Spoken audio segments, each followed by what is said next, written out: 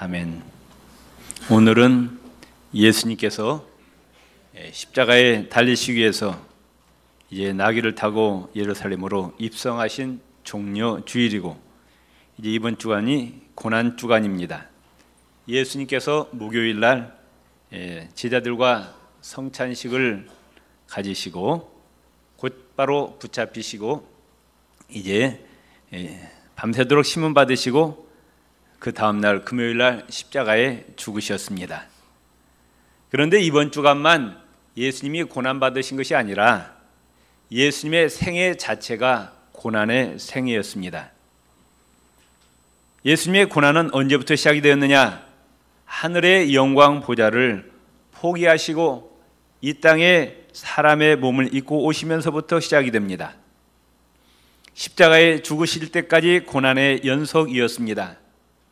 예수님 이 땅에 탄생하시자마자 헤롯이 예수님을 죽이려고 합니다. 그래서 긴급하게 애굽으로 피난하셨습니다. 또 육신의 아버지 요셉이 일찍 죽음으로 말미암아 소년 가장으로서 가정을 책임지게 됩니다. 예수님은 방 한 칸 없이 살으실 만큼 가난하셨고 제대로 잡수시지도 못하고 주무시지도 못하시고 불철주야 하나님 나라를 전파하셨습니다. 이런 예수님의 고난의 생애 가운데 고난의 절정은 바로 십자가의 고난입니다. 고난 주간 당하신 예수님의 고난이 어떤 고난이었느냐? 첫째, 기도의 고난이었습니다. 예수님이 십자가를 지시기 전에 이제 베드로, 요한, 야고보를 데리시고 겟세마네 동산에 가셔서 기도하시는데 예수님도 육을 입었기 때문에 너무나 두려웠습니다. 십자가에 죽으신다는 것이 너무 두렵고 떨려서 할 수만 있거든 이 잔을 나에게서 피하여 가게 해달라고 기도하셨어요. 예수님이 너무나 스트레스를 많이 받아서 마음의 고민신에서 의사의 이야기 들어보면 사람이 너무 마음에 스트레스를 받으면 모세혈관이 터진대요. 예수님께서 그 모세혈관이 터져서 이제 땀하고 섞여서 흘러내립니다. 이 간절한 기도 때문에 하나님께서 십자가를 지실 수 있는 힘을 주셔서 십자가를 지셨습니다. 또 예수님은 배신의 고난을 당하셨습니다. 원수에게 버림받고 해를 입는 것은 참을만 합니다. 그런데 자기가 가장 사랑했던 자, 가장 믿었던 자에게 또 은혜를 베풀고 혜택을 준 자에게 버림받고 피해를 입는 배신은 참으로 견디기가 힘듭니다. 예수님은 누구에게 팔렸느냐? 예수님이 12 제자로 뽑았어요. 3년 동안 같이 동고동락했던 제자에게 은 30에 팔리게 됩니다. 또 예수님의 제자 중에 수제자였던 베드로, 죽을지언정 절대로 예수님을 부인하지 않겠다고 하던 그 베드로가 3번이나 예수님을 부인하고 심지어 예수님을 저주까지 합니다. 평소에 예수님께 떡을 얻어먹던 자들도 또 예수님으로부터 불치병을 고침받을 자들도 예수님이 고난당할 때 예수님을 변호하지 아니했습니다. 다 도망가 버렸습니다. 또 예수님은 불법 재판의 고난을 받으셨습니다. 당시의 풍습은 재판을 하다가 해가 지면은 재판을 종료합니다. 해가 지는 동안에만 재판하지 밤에는 재판하지 않는데 예수님은 밤중에 재판을 받으셨어요. 오늘날에도 사형 판결을 내리려면 1심, 2심, 3심까지 갑니다. 몇 년이 걸려요. 그런데 이 예수님은 밤에 붙잡혀서 밤에 사형 판결을 받으시고 그 다음날 십자가에 달리십니다. 이건 완전히 불법 재판입니다. 또 증인도 거짓 증인을 세웠습니다. 예수님은 법정을 두 군데를 다닙니다. 대제사장 가야바의 법정과 총독 빌라도의 법정에서 재판을 받으십니다. 대제사장 가야바의 법정에서 재판은 신앙적인 문제를 가지고 신문했고 신앙적인 문제를 가지고 정죄합니다. 그러나 예수님에게 사형을 언도할 수가 없었습니다. 그래서 사회 법정인 빌라도의 법정으로 예수님은 넘겨집니다. 그 법정에서 빌라도가 예수님에게서 죄를 찾지 못했지만은 군중들이 무서워서 예수님을 십자가에 넘겨줍니다. 예수님이 신문을 받으신 것은 하나님께서 인간에게 신문을 받으신 겁니다. 창조주 하나님께서 피조자에게 신문을 받으신 겁니다. 재판장이 죄인에게 신문을 받으신 것입니다. 이건 완전히 거꾸로 돼 있어요. 그런데 예수님은 이 모든 고통과 수모를 다 참으셨습니다. 예수님은 조롱의 고난을 받으셨습니다. 공에 보인 자들은 예수님 얼굴에다 침을 뱉습니다. 주먹으로 칩니다. 손바닥으로 때리냐? 네가 하나님의 아들이냐? 네가 그리스도냐? 선지자 노릇 하면서 예수님을 조롱합니다. 또 예수님은 골고다로 가는 길에 고난을 받으십니다. 밤새도록 한숨도 자지 못하시고 이리저리 끌려다니면서 신문을 받으시고 또 채찍에 맞았습니다. 그 채찍은 보통 채찍이 아닙니다. 그 채찍은 끝에 나비에 달려있고 5가닥, 6가닥, 7가닥으로 되어 있는데 한 번 맞으면 온몸에 있는 살점이 다 떨어져가는 그런 채찍입니다. 그 채찍에 여러 번 맞았기 때문에 예수님의 몸은 이미 갈기갈기 다 찢어졌습니다. 그런 몸으로 골고다까지 그 무거운 십자가를 지고 가시다가 쓰러지고 가다가 쓰러지고 가다가 쓰러졌습니다. 이미 예수님은 죽음 직전 상태입니다. 그래서 로마 군병이 구레네 시몬에게 십자가를 대신 지게 합니다. 그리고 예수님은 골고다 언덕에서 십자가의 죽음을 당하십니다. 양손과 양발에 쇠못이 박히고 머리에는 가시면류관이 쓰시고 그 다음에 오전 9시부터 오후 3시까지 장장 6시간 동안 십자가에 달리셨어요. 제가 한번 개인적으로 이렇게 해서 얼마나 견딜 수 있는지 한번 해봤어요. 5분을 못 있겠더라고요. 너무 아파가지고. 근데 예수님은 그냥도 아니고 십자가에서 가시면을 쓰시고 온몸이 갈기갈기 찢어지고 창에 맞은 상태에서 6시간 동안 대롱대롱 매달려 있었다 그 말씀이에요. 옆구리에는 창을 맞아가지고 온몸에 있는 피와 물이 다 쏟아졌습니다. 어떤 동정 많은 사람이 고통을 덜어주겠다고 마취제 성분이 있는 쓸개탄 포도를 예수님에게 드렸지만은 예수님은 마시지 않으셨습니다. 모든 인류의 죄를 대속하는 이 죽음을 몽롱한 의식 속에서 당하지 아니하시고 생생한 의식 속에서 고통을 맛보시고 죽으신 겁니다. 예수님은 십자가에서 그 고통스러운 육체적인 고통뿐만이 아니라 정신적인 고통도 당하십니다. 골고다 옆을 지나가던 자들이 십자가에 못 박힌 예수를 보고 조롱합니다. 네가 하나님의 아들이냐? 십자가에서 내려오라고 조롱하는 거예요. 대제사장, 서기관, 장로들이 희롱합니다. 심지어 옆에 못 박히던 강도가 또 예수님을 조롱합니다. 예수님은 십자가에서 7마디 말씀을 하셨습니다. 마가복음 15장 33절에 엘리 엘리 라마 사박다니 나의 하나님 어찌하여 나를 버리셨나이까. 하나님의 아들이신 예수님께서 이 시간만은 죄인의 대표입니다. 모든 인류의 죄를 대신 지시고 하나님의 저주가 예수님에게 쏟아졌어요. 하나님께서 우리에게 향하신 그 진노가 어디에서 폭발되었느냐? 십자가 달리신 그 예수님에게 하나님의 진노가 다 쏟아진 거예요. 누가복음 23장 34절에 보면은 예수님을 십자가에 못 박는 이 원수들 향해서 기도해 드립니다. 아버지여 저희를 사하여 주옵소서. 자기의 하는 것을 알지 못함입니다. 자기들이 지금 무슨 짓을 하는지 모릅니다. 하나님 저들의 죄를 용서하옵소서. 예수님을 영접한 옆에 있는 강도에게 말씀합니다. 누가복음 23장 43절 내가 진실로 너에게 이르노니 오늘 내가 나와 함께 낙원에 있으리라. 천국에 들어가는 것을 허락하셨습니다.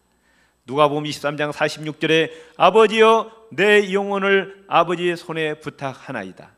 요한복음 16장 26절 27절 마리아에게 여자여 보소서 아들이니다. 요한에게 보라 내 어머니라 하셨습니다. 요한복음 19장 28절에 내가 목마르다 말씀하시고 마지막에 요한복음 19장 30절 다 이루었다고 하시며 숨을 거두십니다. 창세전부터 인류를 구원하시기 위해서 이제 예수님을 이 땅에 보내시고 인류의 죄를 대신 짊어지시고 십자가에 죽게 하신 그 성부 하나님의 계획을 수행하시기 위해서 예수님 이 땅에 오셔서 결국 예수님께서 십자가에 죽으심으로 말미암아 인류 구속의 사역을 완수하십니다. 예수님의 십자가의 고난은 어떤 의미가 있느냐? 첫 번째, 대속의 의미가 있습니다. 대속이란 뭐냐? 죄가 없는 사람이, 아무런 죄가 없는 사람이 죄인을 대신해서 벌을 받는 겁니다. 고통을 당하고 벌을 받아야 할 우리 인간들을 대신해서 무음 순결하신 하나님의 아들이신 예수님이 이런 고난을 받으셨어요. 마태복음 10장 28절에 예수님께서 말씀하시기를 인자가 온 것은 섬김을 받으려 함이 아니요 도리어 섬기려 하고 자기 목숨을 많은 사람의 대속물로 주려 함이라. 요한복음 10장 11절에 보면은 예수님이 이와 같이 말씀하십니다. 선한 목자는 양들을 위하여 목숨을 버린다 말씀하셨어요. 선한 양이신 예수님께서 우리들을 위해서 목숨을 버리신다고 말씀합니다. 고린도서 5장 18절에 보면은 그리스도께서 모든 사람을 대신하여 죽으셨다 말씀합니다. 갈라디아서 1장 4절에 보면은 그리스도께서 하나님 곧 우리 아버지의 뜻을 따라 이 약한 세대에서 우리를 건지시려고 우리 죄를 위하여 자기 몸을 들이셨다.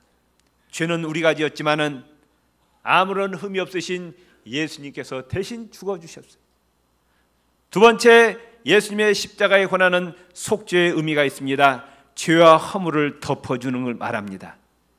이제 우리가 새벽마다 성막 공부를 하는데 그 지성소에 들어가면 언약궤가 있습니다. 그 언약궤 위에는 속죄소가 있습니다.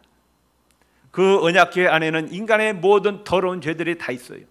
그런데 하늘에 계신 하나님께서 그 속죄소에 덮여있는 그 양의 피를 보고 하나님께서 죄를 간과하신 겁니다. 우리는 엄청난 죄가 많아요. 그런데 예수 그리스도의 십자가 보혈로 하나님께서 우리를 다 감싸주시고 우리를 의롭다 하셨습니다. 고린도서 5장 21절에 보면은 하나님이 죄를 알지도 못하신 그리스도에게 우리 죄를 대신 지으신 것은 우리가 그리스도 안에서 하나님에게 의롭다 인정을 받도록 하기 위한 것입니다. 우리 옆 사람에서 우리는 예수님 안에서 의인이 되었습니다. 믿습니까? 더러운 죄지만은 하나님이 십자가 보혈로 우리의 죄를 다 덮어주셨다. 그 말씀. 이게 속죄입니다. 세 번째는 구속의 의미가 있습니다. 우리는 죄로 말미암아 마귀의 종이었습니다. 지옥에 들어가 망할 수밖에 없습니다. 하나님과 원수 관계였어요. 하나님의 진노와 저주의 대상이었습니다. 그런데 마귀에게 예수님께서 자기 생명을 희생했어요. 값을 지불했어요. 그리고 마귀에게서 우리를 사서 하나님의 자녀 삼아 주셨습니다. 아멘. 마귀의 종되었던 우리를 예수님의 십자가 보혈로 지불하고 우리를 사서 하나님의 자녀 삼아 주셨습니다.